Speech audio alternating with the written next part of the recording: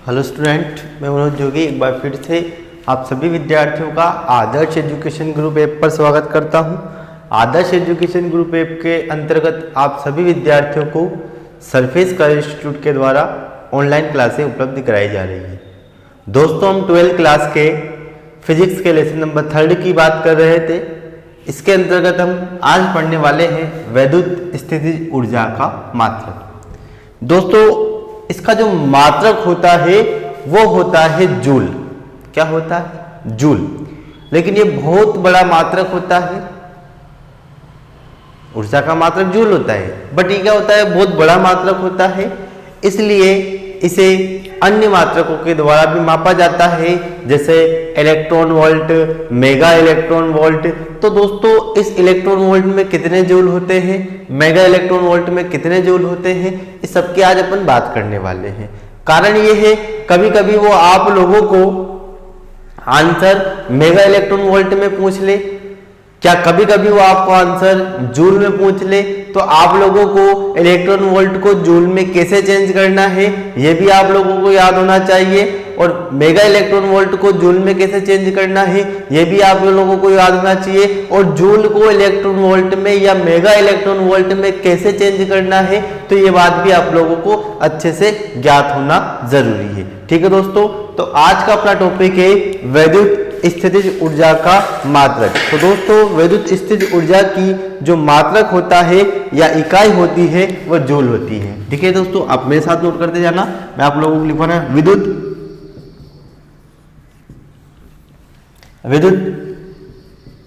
स्थितिज ऊर्जा का मात्रक, इसे इकाई भी बोलते हैं। इकाई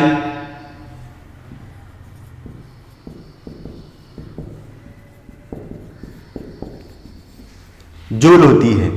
ठीक है, लेकिन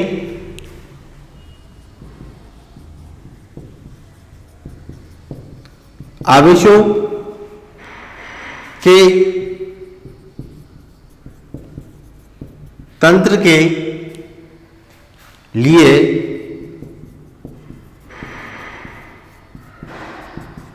यह ऊर्जा का बहुत बड़ा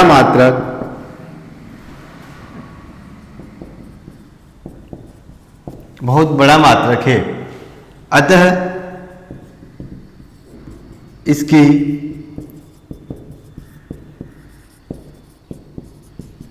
छोटी इकाई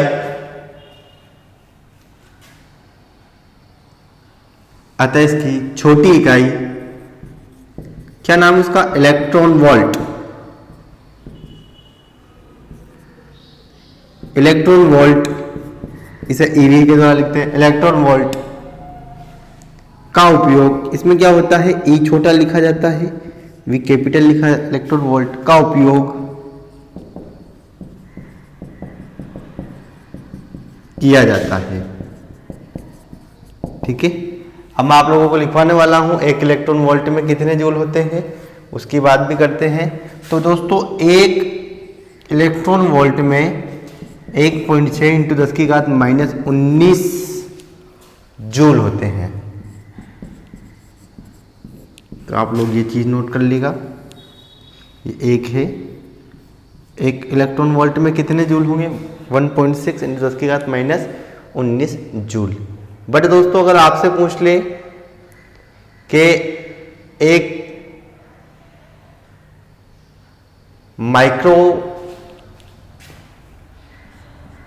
या मिली इलेक्ट्रॉन वोल्ट में कितने होते हैं, तो 1.6 × 10⁻19, और मिली को भी चेंज करना है। मिली का मतलब होता है 10⁻³ जूल। आप लोगों को याद होना चाहिए मिली का मतलब क्या होता है। ये इसे बोलते हैं मिली। मिली का मतलब 10⁻³ इसी प्रकार आप लोगों को आ जाए, इसी प्रकार जैसे आपके और चीज़ें भी आ सकती है तो उनको भी अपन चेंज कर सकते हैं। ठीक है, जैसे मान लो आप लोगों का आ चुका है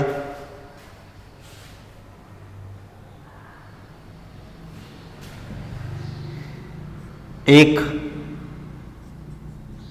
किलो केजी इलेक्ट्रॉन वोल्ट, हाँ कुछ भी आ सकता है, कुछ भी। तो आप लोगों को उसके हिसाब से चेंज करना है। कैसे चेंज करते हैं? 1.6 इंटू 10⁻⁻19 केजी का किलोग्राम का मतलब होता है 10⁻³ और जूल। ठीक है, तो आप लोगों के सामने मैंने इकाइयाँ लिखी है, आप इस चीज़ को नोट कर लीजिएगा। जैसे आप इस चीज़ को नोट कर लोगे अपन अगली वाली बात करेंगे। ठीक है, इसी प्रकार आपके जो चीज़ आए अपन को सारी चीज़ें लिखनी है। आपके मेगा इलेक्ट्रॉन वोल्ट आ सकता है, कुछ भी आ सकता है, मेगा इलेक्ट्रॉन आ सकता है, मिली इलेक्ट्रॉन वोल्ट आ सकता है। तो इसका अकॉर्डिंग आप लोगों को सारी चीज़ें नोट करनी है। ठीक है, तो आप लोगों के टॉपिक यही समाप्त हुआ। अब हम बात करेंगे इसके अगले टॉपिक की, जिसका नाम है दोस्तों एक समान विद्युत क्षेत्र में विद्युत द्विध्रुव को घुमाने में किया गया है। तो आपका अगला टॉपिक है।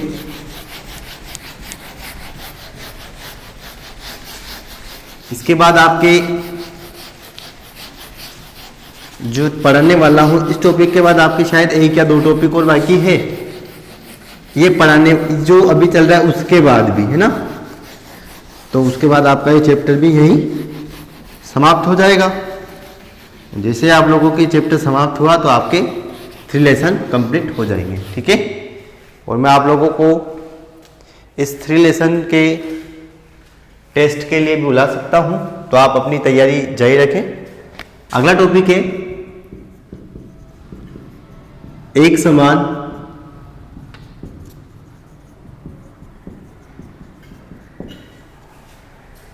विद्युत क्षेत्र में विद्युत द्विध्रुव को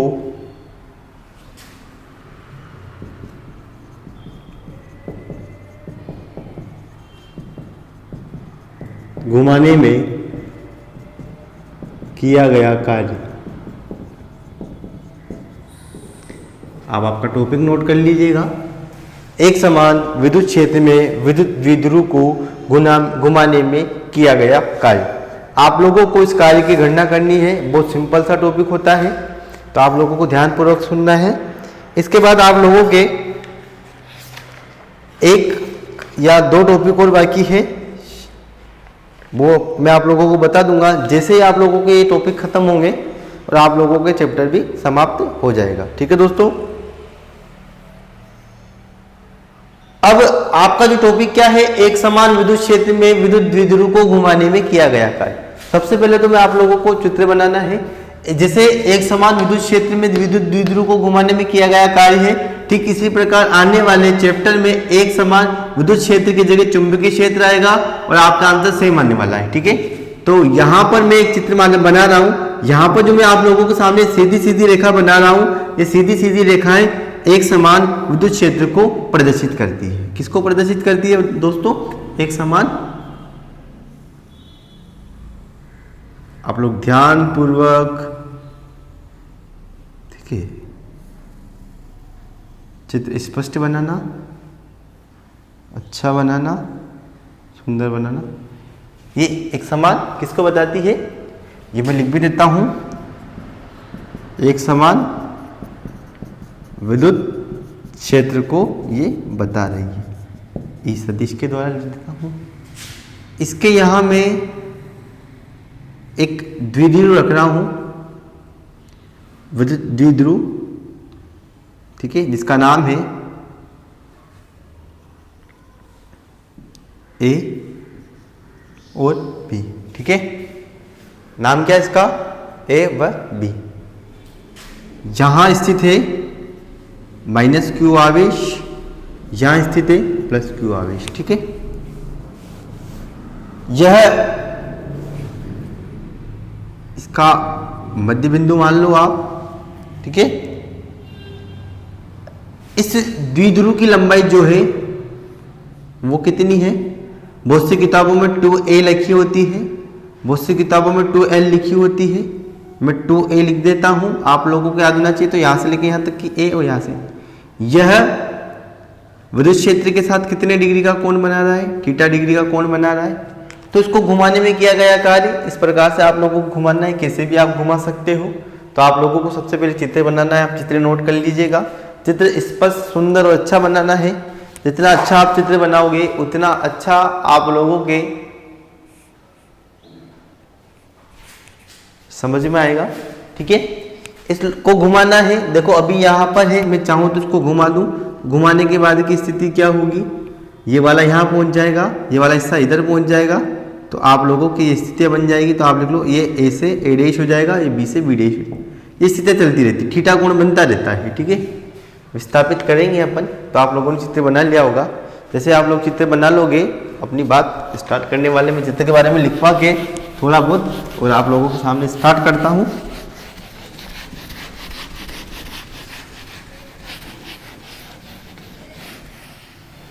ठीक है, चलो दोस्तों देखना।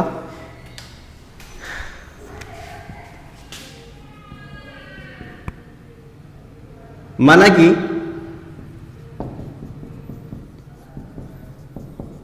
चित्रानुसार एक विद्युत द्विध्रुव एक समान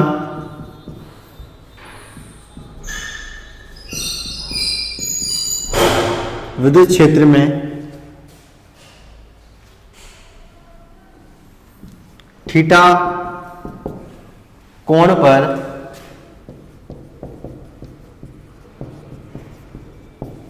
स्थित है। अतः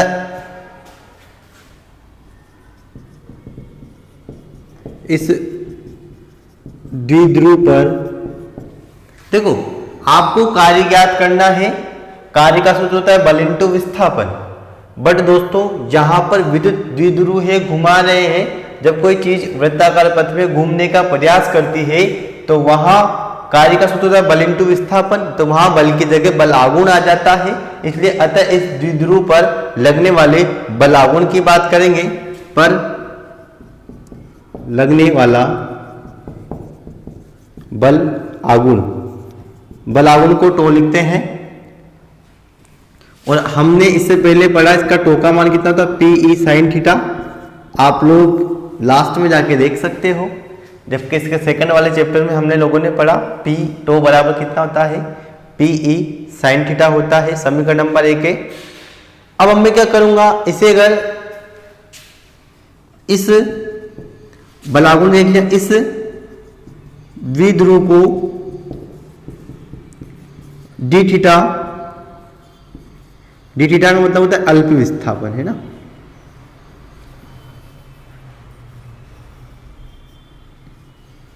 डी थीटा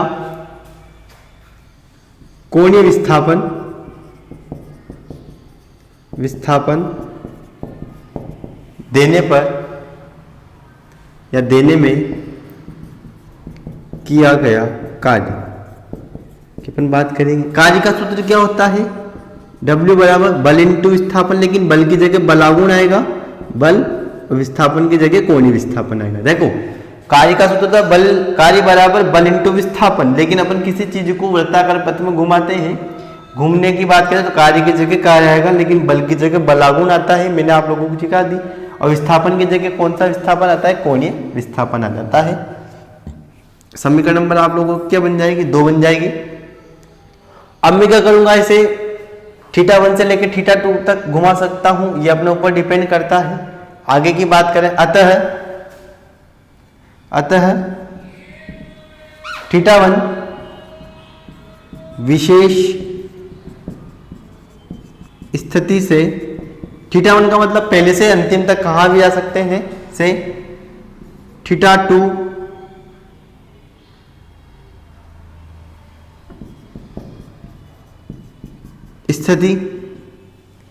स्थिति पर घुमाने में किया गया कुल कार्य की बात करेंगे।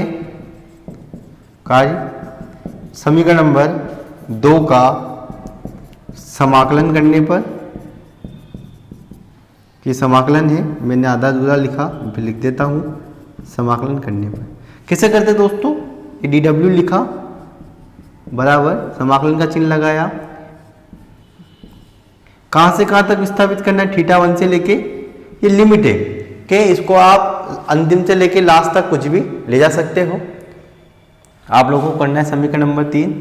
समीकरण नंबर 3 में समीकरण नंबर 1 से आप लोगों को क्या करना है, टो का मान रखना है, और जैसे आप टो का मान रखोगे इसको सोल्व कर देना। समीकरण नंबर 3 में 1 से मान रखने पर हम मान रखेंगे, मान रखने के बाद आपका आंसर अच्छे से आ जाएगा।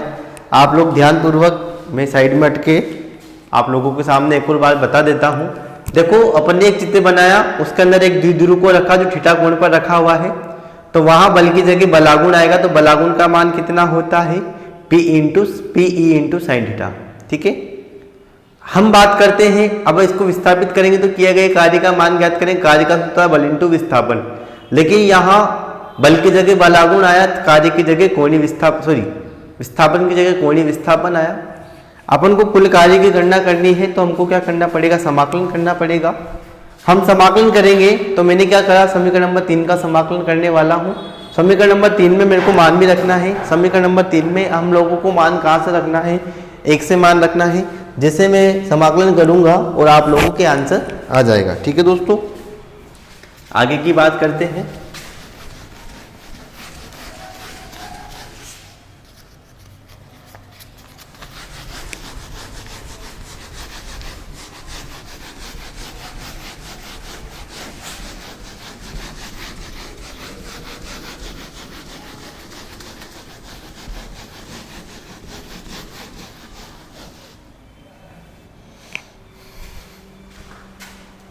ठीक है, मैं मान रख रहा हूँ, dw था, समाकलन का चिन्ह था, θ1 से लेके θ2 तक था, मैंने मान रखा PE साइन थीटा। ठीक है, यहाँ पर P विद्युत द्विध्रुव आघूर्ण को बताता है, आप लोगों को पता होगा, और d थीटा।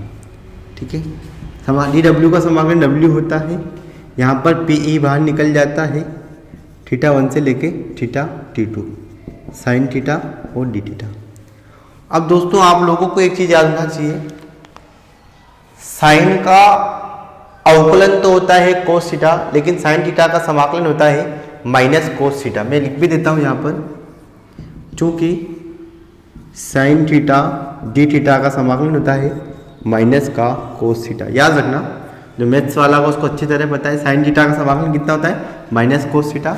साइन थीटा का समाकलन कितना होगा, PE, उसका समाकलन आप लोगों के सामने होगा माइनस का कोस थीटा, θ1 से लेकर θ2 तक। ऊपर वाली सीमा माइनस का चिन्ह, नीचे वाली सीमा अपनी बात करते हैं PE, ऊपर वाली सीमा रखेंगे तो क्या आएगा, माइनस कोस θ1, सॉरी कोस θ2, माइनस, और एक माइनस ये है तो माइनस माइनस प्लस हो जाएगा, नीचे वाली सीमा आ जाएगी। ठीक है, मैं इसको थोड़ा स्पष्ट रूप से लिख देता हूँ, मतलब मैं θ1 को तो आगे लिख देता हूँ प्लस वाली चीज़ को, माइनस वाली चीज़ को मैं पीछे लिख देता हूँ। तो W बराबर आप लोग का क्या जाएगा, PE कोस θ1 माइनस कोस θ2। तो आप लोगों के सामने जो समीकरण आई है, ये समीकरण नंबर 4, समीकरण नंबर 4 एक समान विद्युत क्षेत्र में विद्युत द्विध्रुव को घुमाने में किए गए कार्य को बताती है। ठीक है दोस्तों, उसके बाद आप लोगों के सामने दोस्तों जब बहुत सारी स्थितियां बनेगी, मैं स्थितियों की बात करूंगा कि उसे पहली स्थिति से दूसरी स्थिति तक, मतलब पहली स्थिति का मान 0 डिग्री, 30 डिग्री, 60 डिग्री, 90 डिग्री कुछ भी हो सकता है। दूसरी स्थिति का मान अपने पास 60 डिग्री, 70 डिग्री कुछ भी हो सकता है। तो मैं विशेष स्थितियों में θ1 को लेकर θ2 के मान रखने वाला हूँ। इससे पहले आप सबसे पहले सारी चीज नोट कर लीजिएगा। जैसे आप लोग सारी चीजें नोट कर लोगे, अपन इसकी विशेष स्थितियों की बात कर लेंगे, और जैसे हम विशेष स्थितियों की बात करेंगे आप लोगों का टॉपिक ये भी समाप्त हो जाएगा। ठीक है, तो आप सबसे पहले नोट कर लीजिएगा। आशा करता हूँ आप लोगों ने ये चीज उतार ली होगी।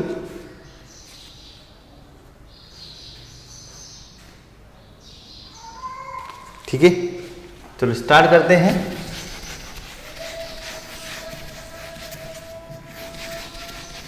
इसकी विशेष स्थितियों के बारे में अपन बात कर रहे हैं। तो इसके अंदर आप छोटा सा टॉपिक डाल लेना, इसका नाम क्या होगा, विशेष स्थितियाँ। ठीक है, आप लोगों की विशेष स्थितियाँ चलेगी, समाप्त हो जाएगा। विशेष स्थिति की बात करें अपन, विशेष स्थितियाँ, उसमें भी आपके पहली स्थिति आएगी स्थिति नंबर फर्स्ट। ठीक है,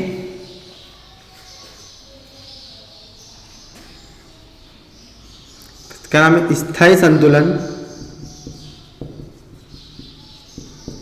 अर्थात θ1 बराबर 0 डिग्री। मतलब जब विद्युत द्विध्रुव 0 डिग्री का कोण बनाता है तो इस स्थिति का नाम होता है स्थायी संतुलन की अवस्था।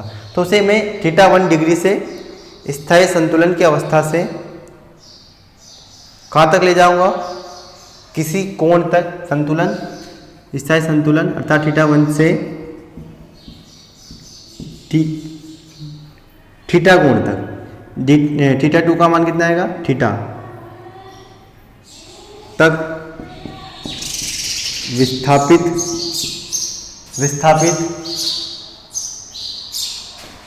तक, मैं लिख देता हूं, तक विस्थापित करने में किया गया कार्य। आप लोगों के सामने दोनों स्थितियां याद हो चुकी हैं। तो W बराबर कितना होता है, PE, आप लोगों को पता है क्या लिखते हैं अपन, कोस θ1 माइनस कोस θ2, ये लिखते हो आप लोग।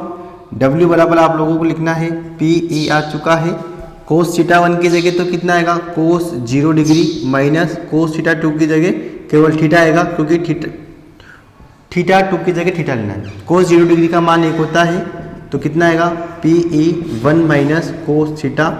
तो अगर आप लोगों को पूछ ले कि यदि किसी विद्युत द्विध्रुव को स्थायी संतुलन की अवस्था से किसी विशेष स्थिति तक घुमाने में किए गए कार्य की गणना करो, तो आप लोगों को इसका आंसर कितना आएगा, PE, W बराबर PE कोष्टक के अंदर 1 माइनस कोस θ। तो आप लोगों के समीकरण नंबर बन जाएगी ये 5। आप नोट कर लीजिए स्थिति नंबर फर्स्ट। जैसे आप लोग स्थिति नंबर फर्स्ट नोट कर लोगे, हम बात करेंगे इसकी स्थिति नंबर सेकंड की।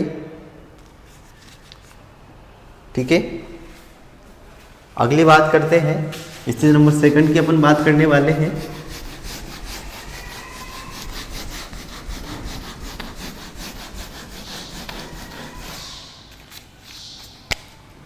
स्थिति नंबर सेकंड, पॉइंट नंबर 2,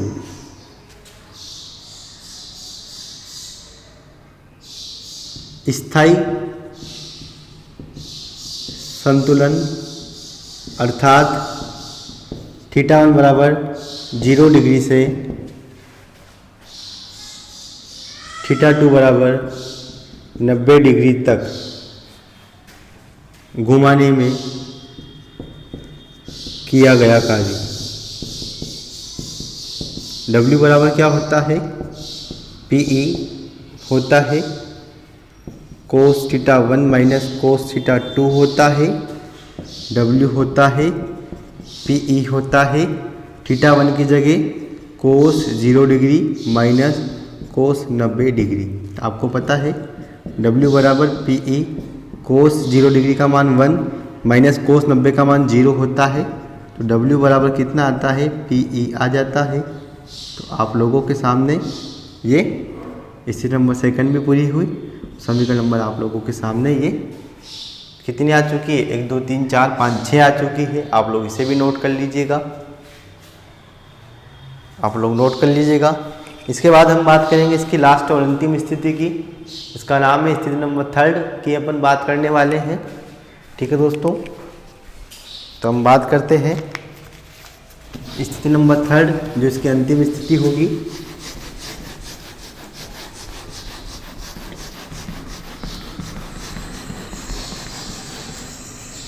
आप लोगों के सामने आएगी स्थिति नंबर थर्ड का पॉइंट नंबर थर्ड हो जाएगा। इसे अपन को घुमाना है स्थायी